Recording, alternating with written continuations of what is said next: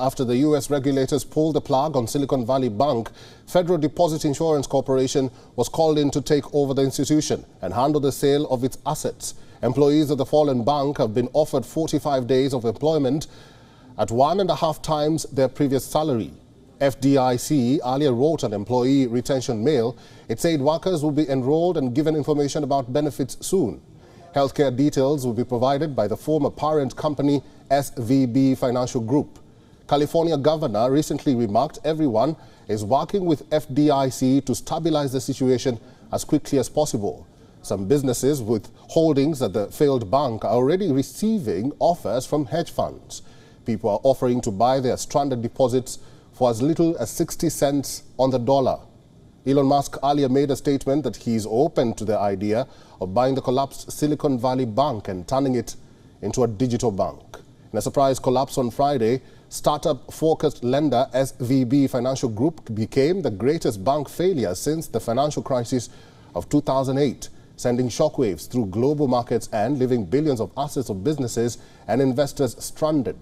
The FDIC say that all insured depositors at Silicon Valley Bank will have full access to their insured savings as of Monday, 13th of March, at the latest.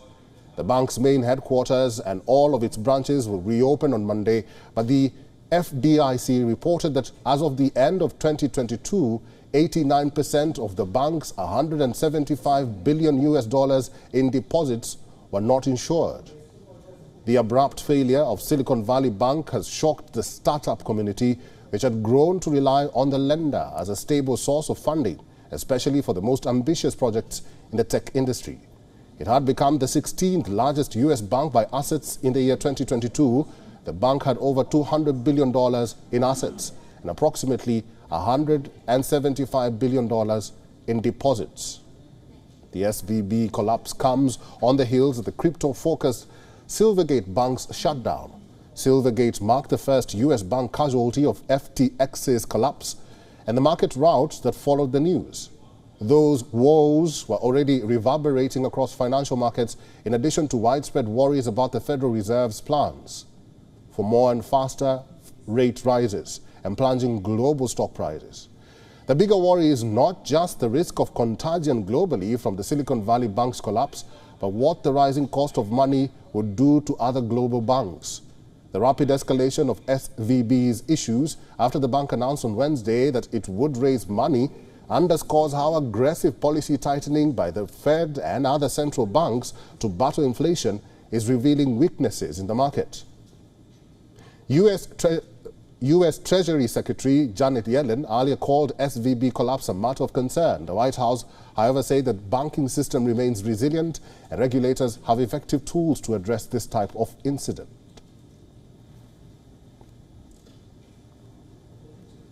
Mentioned Silicon Valley Bank. There are recent developments that concern a few banks that I'm monitoring very carefully, and when banks experience financial losses, it is and should be a matter of concern. Nearly half of U.S. technology and healthcare companies that received funding last year were SVB's customers. The bank also had connections with the leading tech companies like Shopify and ZipRecruiter. U.S. banks have lost over $100 billion in stock market value over the past 3 days, with some European banks losing another $50 billion in value. So SVB's fallout has raised fears that more banks might face the same fate against the backdrop of high inflation and the ever-rising interest rates.